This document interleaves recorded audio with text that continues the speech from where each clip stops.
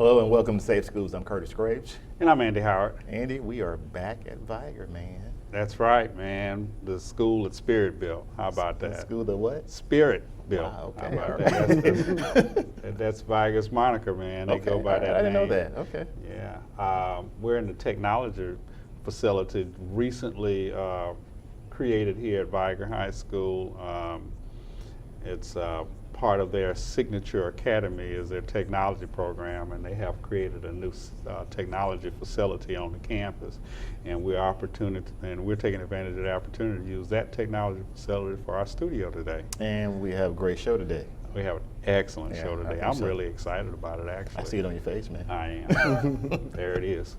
Yeah. We're going to have today Virginia Guy from the Drug Ed Council with us today, and one of your guys, Lieutenant Jonathan Lee, Lieutenant Mobile PD. Jonathan Lee with Mobile Police Department.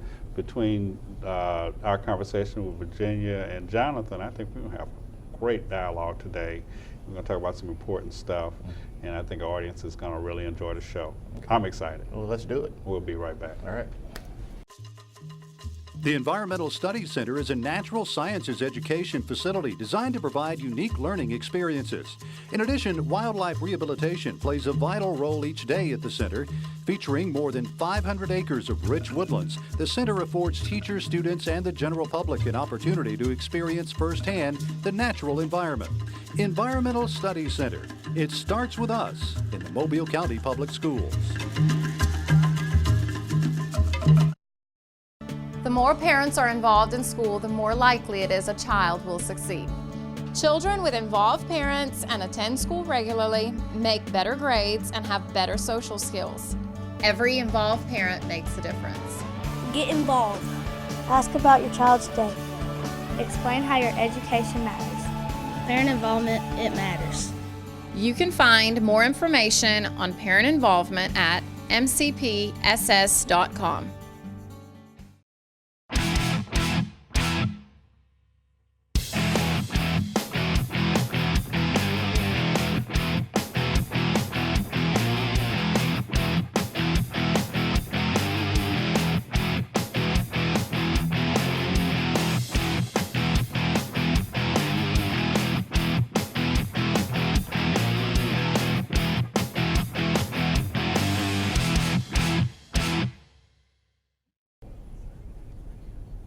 And we're back. Welcome, Ms. Virginia Guy, Director of the Drug Ed Council. Appreciate you coming on. Thanks. Thank you. Thank you. Thank you. We have known each other a while now. We have. But I thought it was important that we have a conversation today about what I think is some pretty significant conversation issues that are going on, not just in our community, but around the country. Our kids are getting involved in some very serious stuff, drugs and alcohol. And it can't happen without some accommodation. And there's some responsibilities attached to the adults in those young folks' lives that, you know, we need to talk about today. And I want to delve into that a little bit, and get your thoughts on it. And let's have a conversation about that. What's going on with our kids and what relationship their behavior is impacting on not only them, but their families. Lieutenant Lee with the Mobile Police Department is also with us today. It's good to be here. And I appreciate you coming. Thank you for inviting me. Your presence is important because your job is important. Yes. You deal with drugs on the part of the police department. Virginia's trying to help folks sometimes after they've seen folks like you. Yes. And too many young folks, too early in life, Right. Are getting exposed to drugs. Absolutely. And so I think we got to have an opportunity to talk some pretty significant dialogue today about not only what they're doing, but the adults in those folks' lives need to be more proactive, more involved, or pay more conscious attention to the consequences they suffer for failing to do that. I think that's important. I want to see this conversation be one where we roll up our sleeves and let's start talking That's right. in this 30-minute block, and let's come up, let's bring out these issues that we see every day, Right. that parents may or may not see. We hope that we can give them some information that they may not already have, or hope that the information that we share with them today will make them want to do more than what they're doing in trying to communicate with their children to find out what's going on and so forth. So let's dive right into it. Let's start talking about these issues that we have here, especially with house parties. House parties is a big issue right now, with the holidays being where they are. How vital is it for parents, Virginia, to talk to their kids, to know what they're doing as it relates to going to parties and functions during the holidays? Well, it's truly the parents' responsibility, and I've often said that underage drinking in our community is an adult problem. Adults make the alcohol, adults sell the alcohol, adults buy the alcohol. So as adults, if we have in our possession alcohol, we need to make real sure that it doesn't get in the hands of young people. You know, we know that alcohol on the undeveloped brain does very different things than if somebody has a drink if they're, you know, over the age of, 25 or older. So it's just so important to delay the onset of that with our young people. And, most of the time when there's a house party or when there's some type of incident, there is a parent or a responsible adult who knew about it. And we really need to get those folks to step up and really take responsibility to prevent it from happening. It should never be on the doorsteps of law enforcement or the schools. So much of this can be prevented by us as parents and concerned adults. So I want to call on all parents and adults and people who care about kids to really do their part and watch out for our kids, talk to our kids, make sure that alcohol doesn't get in their hands so that they can grow up healthy, happy, and have a normal relationship with alcohol and drugs the rest of their lives. And how important is that for you, Jonathan, as a law enforcement officer, to piggyback on Virginia and what you just said about Well, parents? it is critical. Family involvement is important. These underage drinking, underage parties. At my household, the underage party, my dad would be digging ditches and cutting grass. But what's occurring is the parents are allowing or not caring, and so Virginia handles it a lot from an underage drinking standpoint, but we see that from a drug standpoint as well.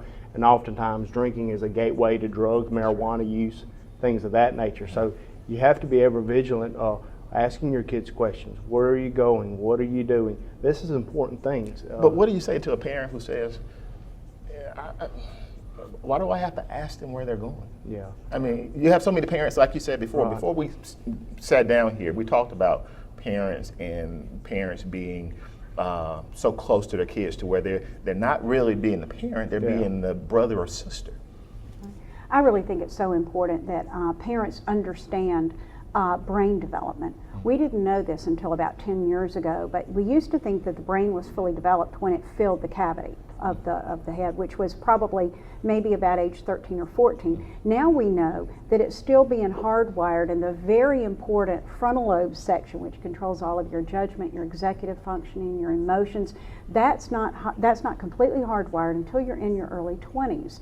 So we really need, if parents understand brain development, know how important it is for alcohol not to be introduced into that developing brain, then I think then it becomes a no-brainer. Then they just kind of, will step up and do what needs to be done. I think some of it is parents don't understand. They do the, well, I did it when I was a child. Right. It's a rite of passage. It's all of that. We hear that all the time. But really, we need to follow the latest research and the science, and we know that it's so harmful to that brain. So we really need to protect our children. And I think once parents understand that, it makes it a lot easier. There's nothing harder than raising a teenager, and I think by the time our students get to be like 15, 16, 17, and they start driving, parents are exhausted. And that's when it's not over yet. They've still got a few more years. So we want to help parents kind of hang in there and be able, we'll provide them with all of the resources and assistance that we can to get on through those really difficult teenage years and get that student on into adulthood. That's a really important statement you made about, if they don't know. Right. I mean, yeah, there's always the reality that you can't know everything, but there's a way to find out. And certainly your agency provides resources and the opportunity and access to the knowledge they need. If they don't know, they can ask you Right. guys. They can give you guys Please a call. call us. Please Come call see it. you. Right, right. Well, We I would love to say for the audience that Virginia got a Drug Education Council is a wealth of information. You can go there at any point and get any information on any type of substance or other resource that's available out here. Oh, thank you. And they care. You can see the passion she has. They want people, they want kids to go down the right path and want them Right. to do that. And they are a big aid in that. That's a tough, you know, I mean, a parent getting called Yes. by you or me, Yeah. that's not good. Right. Right. Exactly. Let's talk about a scenario. Let's run a scenario here. Let's say that my child wouldn't be mine because I'm on mine, but let's say a child goes to a house party, and at that house party again, there's drugs and alcohol there. The homeowner didn't have it. They didn't bring it. They didn't supply it, but they allowed it to be present in their home. And something horrible happens, whether it's a sexual assault or whether a child drives off and hurts himself or hurts someone else. How culpable is that person who held that party at their home? Well, there are some criminal possibilities. There's also civil possibilities and Right. things of that nature. So they are underage drinking, furnishing alcohol to minors. There are charges in place for house parties. But beyond criminal and beyond civil, it's the responsibility as a person that you've allowed this to happen, and certain things that may happen to someone that they'll have to deal with for the rest of their life. So there's a lot of things, but there are criminal possible charges, depending on a case-by-case basis. Okay, we're going to take a brief break, but we're going to come right back to that. All right. Do you have what it takes to be an Envision graduate? We are pioneering students to be all they can be, from 6th grade all the way to 12th grade. I definitely would recommend Envision to other students who feel the way I feel. They really work with you, and they've gotten tutors, and you have online teachers to talk to. It starts right here. It starts right now. Envision Virtual Academy. Enroll today. Mobile County Public Schools has equipped its students to achieve more than $96 million in college scholarships. These work-ready certificates include dual enrollment college credit, construction, certified nursing assistant, Microsoft Office specialist, welding, and the list goes on. Striving to graduate students to be college and career ready. Higher learning, growth, and development. It starts with us. Did you know that the graduation rate for Mobile County is 82% and rising? That's because Mobile County Public Schools is equipping our students to be college and career ready. Did you also know that 144 of our AP scholars excelled high on the advanced placement exams to earn college credit? And with more signature academies and career technical programs, we are finding additional ways of keeping our students engaged. Building futures, it starts with us. And we're back. Virginia, I just really want to kind of talk a little bit about what's happening around this community and around the country for that matter, in terms of what are people misusing? What are you seeing? Well, one of the most alarming trends that we're seeing is the abuse of prescription drugs. Okay. And a lot of people feel that because they're manufactured legally that they're safe.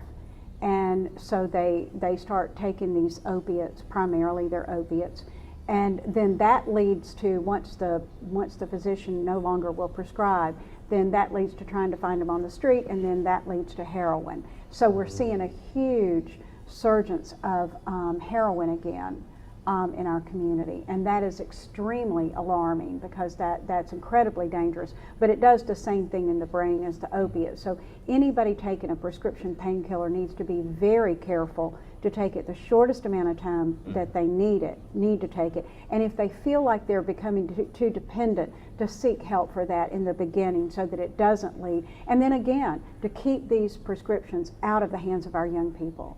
Because people don't really understand how devastating and opiate addiction is. Right. It's a powerful substance, and you know, it's really just a godsend for people right after surgery or accidents and everything, what we know about painkillers. But they are incredibly powerful, and to be used over long term, they're not effective anyway. So painkillers are not effective for the opiates are not effective for pain killing over the long haul anyway. And so we really need to look at some other strategies to help people with chronic long-term pain. But we really need to help intervene and stop this before it becomes a heroin addiction. Right. And how bad is our heroin issue right now in Mobile? I know nationally, I mean, it's getting crazy. Correct. Not too far north of us, Birmingham, Yes. it's really bad, I know. But what are we seeing? It's emerging in Mobile. As Virginia touched on, we do have tremendous prescription pill abuse, and especially with young adolescents, I think the problem with prescription pills a lot of times is easy access. Mother may have it, or father may have it, and so what we want to see, or what we want to prevent, is the prescription pills abuse going into heroin abuse, because it is an opiate-based addiction. And there's a lot of problems that come with that. One of being accidental overdose deaths is a tremendous issue, because a 30 milligram pill is a 30 milligram pill. However, there may be different purity in heroin and things of that nature, and you might get it from one drug dealer, and then you get it from a different one, and then you have accidental overdose deaths. Birmingham is flooded with, I've talked to some people there, New Orleans, of course. It is emerging here, it's becoming a problem, but we're reaching out and we're working with the district attorney's office, we're working with the federal agencies, drug enforcement agencies, U.S. Attorney's Office. We've seen it. We want to prevent this as much as we can before we are really flooded with it, so to speak. We really want to try to be proactive as much as we can. And one of the most important elements of being proactive is education. Because, you know, we're talking about people doing opiate abuse. They're not going to a drug dealer to get these pills. Where are they getting them from? Well, they're of course prescribed originally for somebody. For somebody. But generally, the way kids get it is out of granddad or daddy's or mama's medicine cabinet. Right. So, you know, everybody needs to pay very careful attention to if they have any opiate medication, and to keep it locked up, and to also dispose of it properly. You know, Mobile County has a 24/7 drug disposal drop-off, where then it will be incinerated, so that keeps it out of the water supply, it keeps it out of our air, so it's the most ecologically friendly way to get rid of it. And then it also, the most important thing to me, is it also keeps it out of the hands of our young people. So as a responsible adult, you have prescription pain medication that you're no longer taking. The appropriate thing to do is to get rid of that stuff. Well, right, and also if you're helping any elderly person with their care, be sure and clean out their medicine cabinet on a pretty regular basis, because they can get in trouble because they'll mix their medicines up. The doctor may change it, they may have some medicines left over, and they'll think they're taking their heart medication when really they're taking an opiate, you know, because all of those pills start to look alike eventually. So, you know, pay really overdose. exactly. A lot of good information coming out right now, and we're going to continue this conversation after a quick commercial break. Thank you. Hi, I'm Martha Peak, Superintendent of Mobile County Public Schools. And I'm Kay Ivey, your Lieutenant Governor. We want to remind you to use caution while operating motor vehicles in school zones. And remember to observe all traffic laws relating to school bus safety, and stop ahead when you see red. Protecting and keeping our children safe, it starts with us. Hi, I'm Pat Mitchell, Transportation Director for the Mobile County Public School System. Remember, stop ahead when you see red.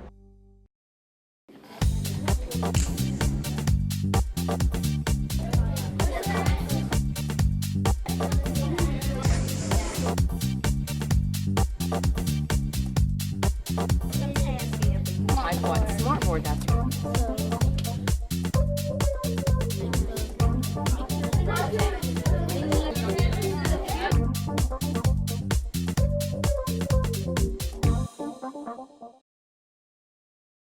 It started with me at Murphy High School when I came here as a freshman in 1973. I was very interested in math and science already before I came to Murphy. From Murphy High School, I was appointed to the U.S. Naval Academy, was able to get my college degree and also my commission in the U.S. Navy from the Naval Academy, but it truly was the foundation that I gained here at Murphy High School that allowed me to take advantage of that great opportunity. And we're back, really enjoying this conversation, folks. I mean, this is really good information. Hopefully, people are actually listening to it. Jonathan, question for you. Okay. What can a neighbor do if they suspect another person or neighbor selling drugs, whether it be heroin, whether it be prescription medication? How do they go about reporting it? Because some people don't know what to do because they don't want the police at their house. Right. Well, one thing is what to look for. A lot of vehicle or foot traffic, you know, in excess, different times of the day or night. They may actually see hand-to-hand transactions and things of that nature. They can call our office at 208-7235. They can contact Crime Stoppers. They can leave anonymous tips. They can do that through Crime Stoppers, or simply give us an anonymous tip through our office. One of our detectives will be assigned to it. They'll watch it. They'll conduct surveillance. There's different things we do. We do controlled buys, develop probable cause to get a search warrant, execute search warrants at the houses, and then we go from there as far as what drugs. There's so many different drugs out there, from marijuana, prescription pills, cocaine, ice. We're seeing a lot of ice, which is a pure form of meth. It's a lot of it out there. But they can anonymously give us the information, and we vet it. We look into it and make sure it's not somebody being vindictive or things like that. And we get those quite a bit, and they can do that anonymously. You know, it's not a problem.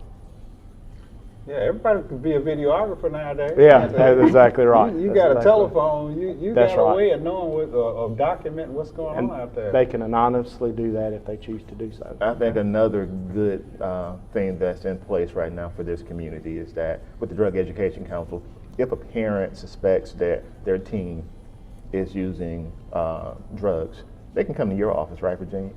Right.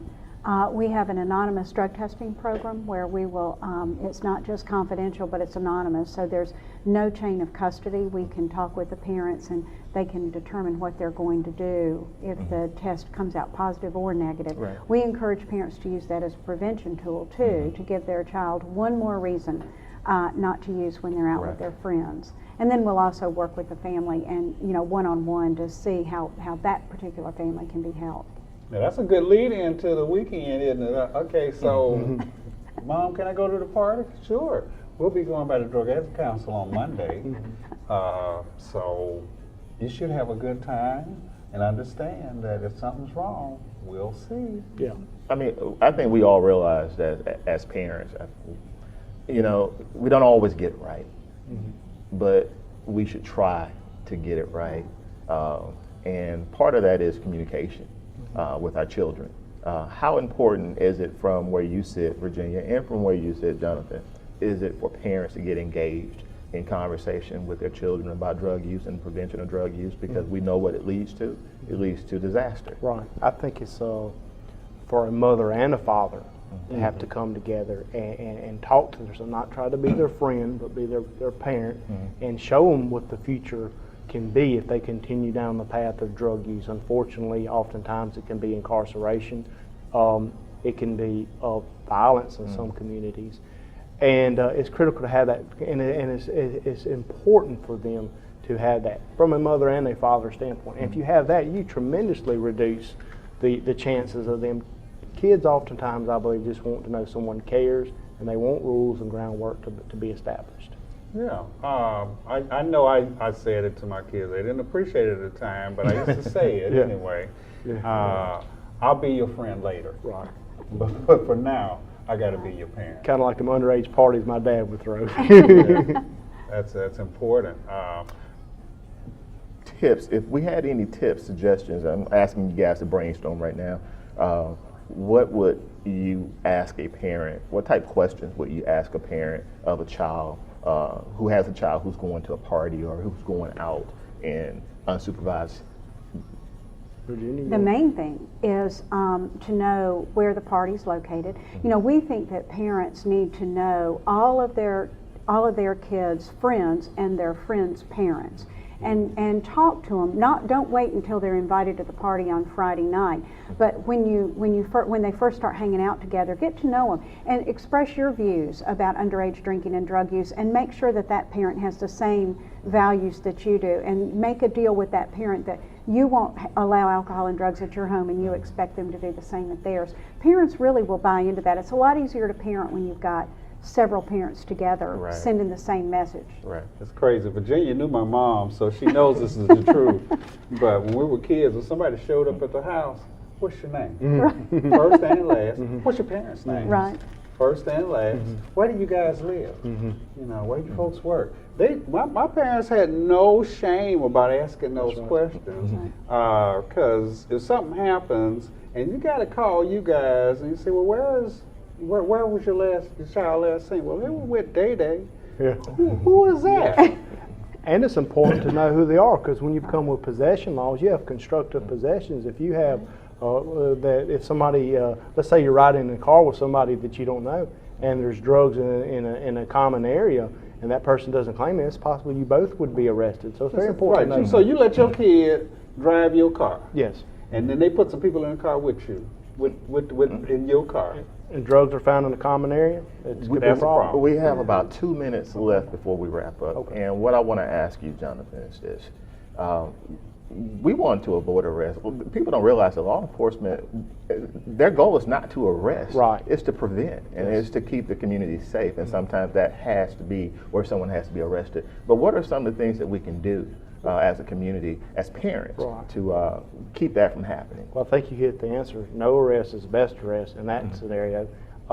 We have the STYLE program, great program, thing like that. Also, they can call that 208-7235. I've came along with my K-9 guys and talked to schools and churches and things like that, and talked to them about that, about how to stop and prevent themselves from doing and taking drugs and alcohol, so to speak. And those who don't know what STYLE is Successful Tips for Youth and Law Enforcement Encounters. That's a program launched by the U.S. Attorney's Office, Mobile Police Department, and the FBI, designed to educate the population, particularly young people, on the right responses when they engage with law enforcement. And it's been very successful. It's actually gone nationwide now, and it all started here in the city of Mobile, so that's a great thing for us. The program that you do is great. It allows parents to know that there's law enforcement personnel that are interested in their children, that want to educate them on the positive things, and as well as showing them what happens when you do the negative things. It's all about choices. It's all about making good choices. We've had a great show today. We never have enough time to talk about stuff like this. Thank you again, Virginia. Thank you. For the Drug Ed Council. Thank you, Lieutenant. Yes, Lee. Lieutenant Lee from the Mobile Police Department. Thank you for having me. Great job. Thank you all. Thanks. Safe schools.